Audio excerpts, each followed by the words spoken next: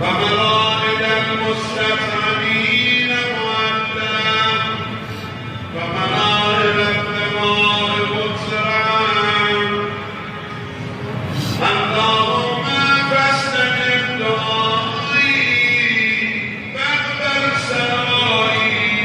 واجمع بيني وبين أوليائي وهد محمد وعلي وفاطمة والحسن والحسين إنك ولي الأعمائي ومنتهاهما وغاية رجائي في مطلبي ومسروري أنت إلهي وسيدي ومولاي اغفر لأوليائنا